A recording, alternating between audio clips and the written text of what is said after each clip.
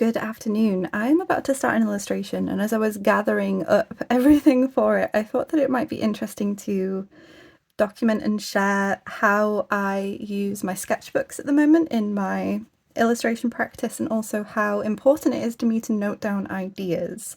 It's a concept I've spoken about before, but I thought it would be interesting to kind of show you in practice with this illustration. So this is the rough sketch to plan out the illustration, but it's not the first time this has shown up in my sketchbook. And that's because I've noted it down when the idea first came to me much earlier.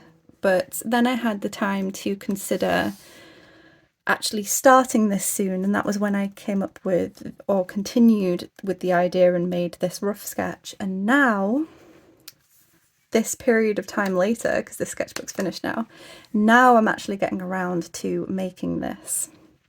So let's start out first of all with the thumbnail, and you can see here I do it all over the place. This is a thumbnail for another illustration that I'm going to do in the future that I came up with while doing all of this.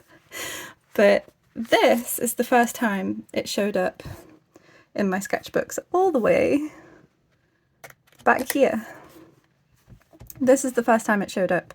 So there's a few different things I do for idea noting, for idea recording. One is very simple thumbnails. So in this example, I just noted down the idea as simply as possible, which is just deer, tree here, tree here, tree here, and then background trees. That was the idea. And one thing that I do want to mention is that whatever note-taking system you come up with, it's tailored to you, right? So it's, even if you think no one else, or even if no one can understand your thumbnails are there for you to understand. So as long as you understand them, that's the important thing. And yeah, I understand them, at least for me. But I did this thumbnail first, and then I continued it and did a sort of tighter version. So I did both of these. And in this case, I actually went a little bit further. So on top of the thumbnailing, another thing I do is write down things. So in this case, I wrote down quite a lot. I did stuff about the foreground, framing trees covered in lichen, so these two, covered in lichen, dark wood versus lighter lichen. The middle tree is the contrast and the focus to lead the eye to the deer. Deer has most contrast in lighting and saturation. Utilize russet hues, so the deer is going to be orange and russet. And then the white of the fur, there's not going to be any like as bright orange and russet in the rest as there is in the deer, and I wrote that all down here. I wrote down a potential colour palette, and I'm going to go over some of the colour palette planning. Didn't mean to knock you there. Some of the colour palette planning that I did as well. And then I even wrote down some stuff about the lighting. And of course, all of this is just the idea I got at the time, and it's something I can then explore and change in the future. But the important thing was just getting this onto the page. And as you can see, this wasn't the only thing I did on this page. I also had this idea. And in this case, I did a slightly different approach, but it's the same idea. I did a very simple thumbnail to get the basic idea down. But then what I did is I started doing iterations, slightly different versions. So we have this one, and then on the following page, there's these. So I was trying to figure out the placement of the tiger, and it's on like a fallen tree, and I have done this illustration. Didn't like where the tiger was on there, didn't like where the tiger and the tree was on here, and then I ended up doing this. And this ended up being, let me get my art folder.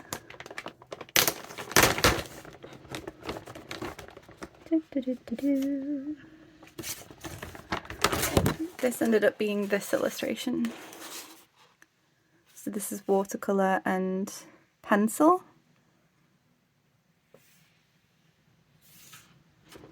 In this case, I just did those thumbnails, and then in the future I went back to that thumbnail and did it straight just from that thumbnail to this. but sometimes I do more planning.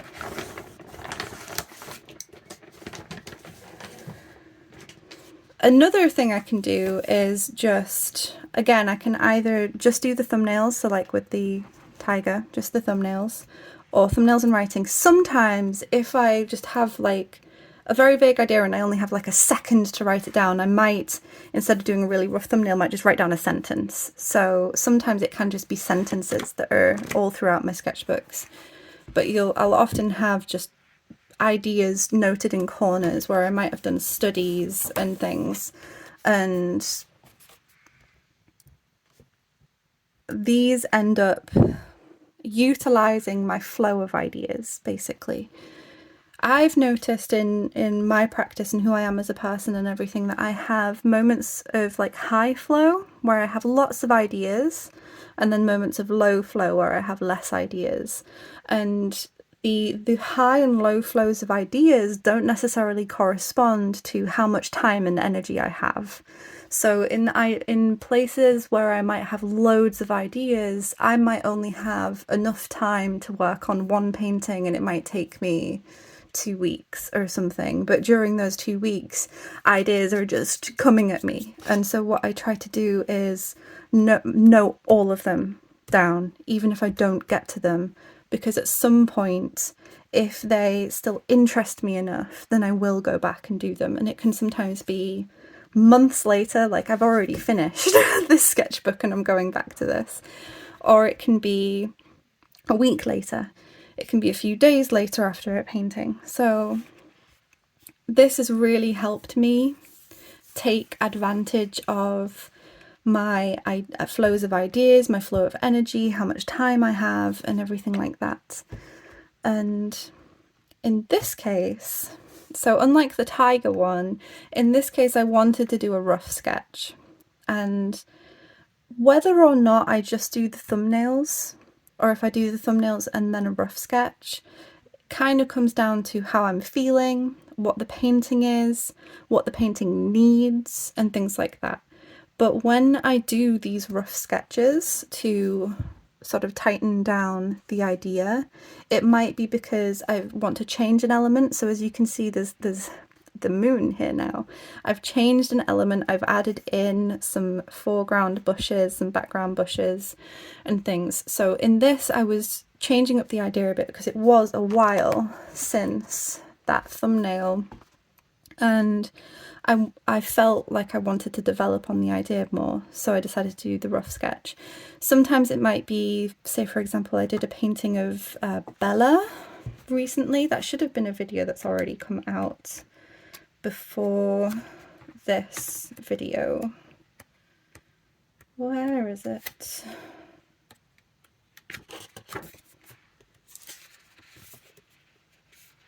See, that's an idea as well for an illustration I have. She should be in here somewhere. There she is. So this was a rough sketch I did to plan a pet portrait, and the reason why I did a rough sketch is because I wanted to start learning about her likeness and things. So that painting, I felt like it needed a rough sketch process. But the thing that's important to me, whether I'm only using thumbnails or thumbnail and rough sketch, is that I want to have room to have spontaneity and also figure things out on the final piece.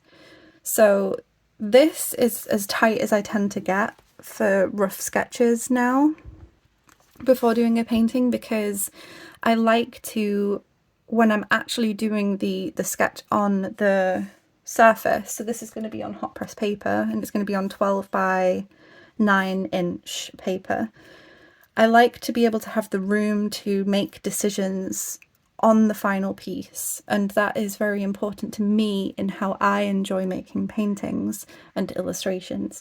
So that also reflects in my planning process. I don't make this too exact before I go off and do the finished thing.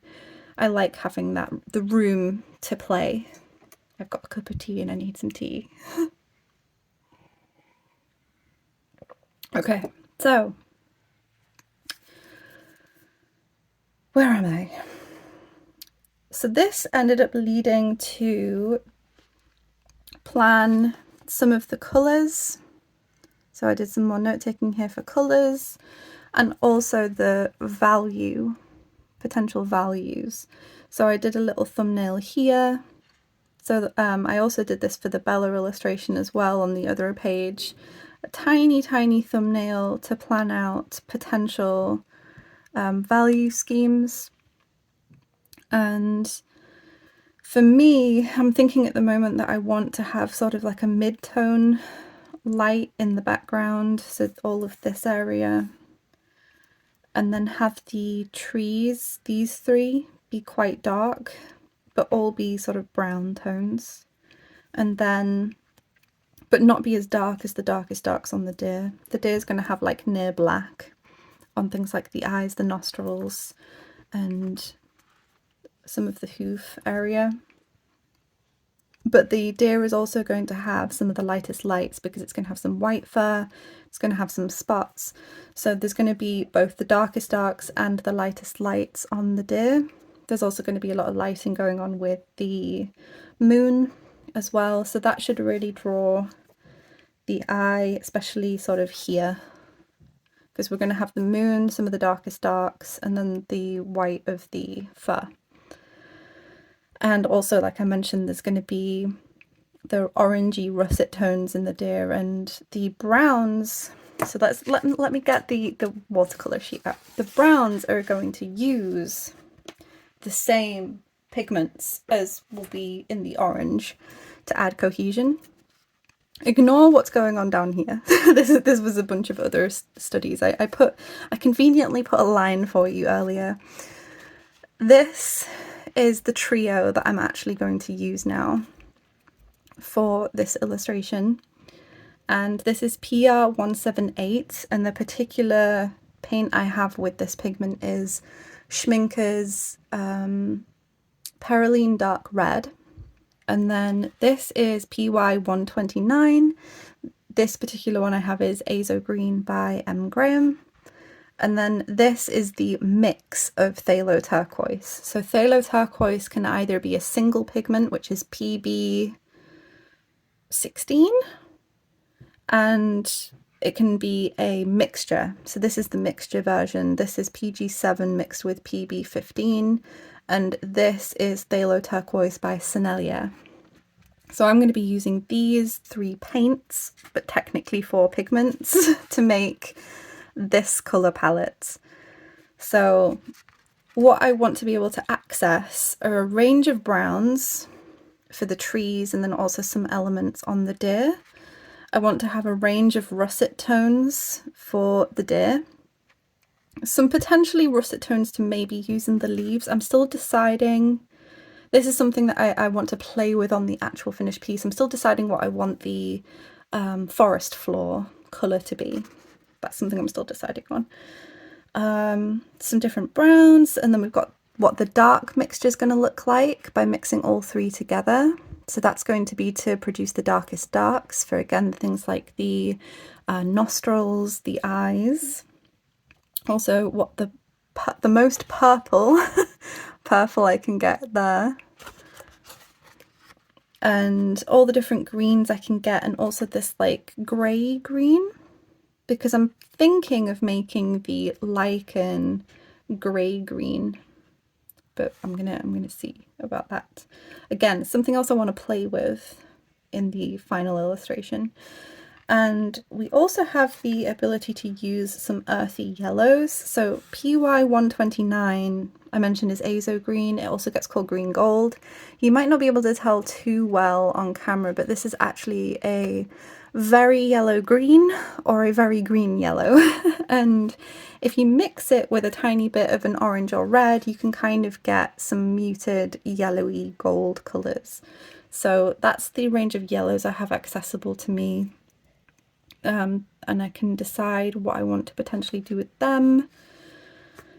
And of course I didn't really explore too much with this other than making the greens, but I think this should cover everything I need for the painting in just that trio.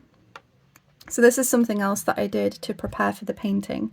So when I said much earlier that I was gathering things to get ready for the painting, I had got this out of the pile. I got out my old sketchbook, started leafing through it, and this is all then going to be out on my desk and up on my easel and things to help me while I actually do the actual illustration. And this for me is, and the rough sketch, bring it back, these basically then act as my reference when I'm working on the final, so that again I have stuff to pull from, but I still have lots of room to figure things out and play on the final piece. It's not all figured out perfectly. It's not all written down like, oh, I'm gonna make sure that I have this exact mix and it's gonna go only here, and it's by mixing one part this to two parts that. I don't go super super planned. I like to plan, as you can see. I do like to plan, but I allow for and plan for the ability to be spontaneous as well. Again, some more tea.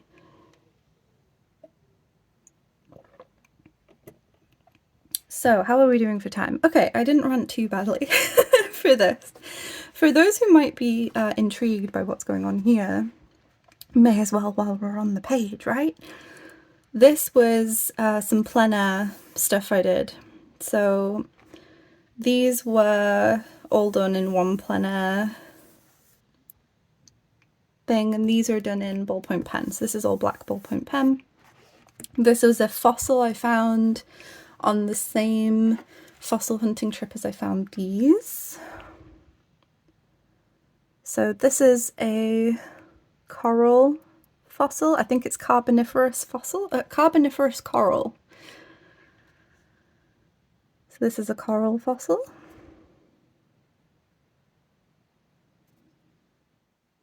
And I also have this, which I think is a mixture.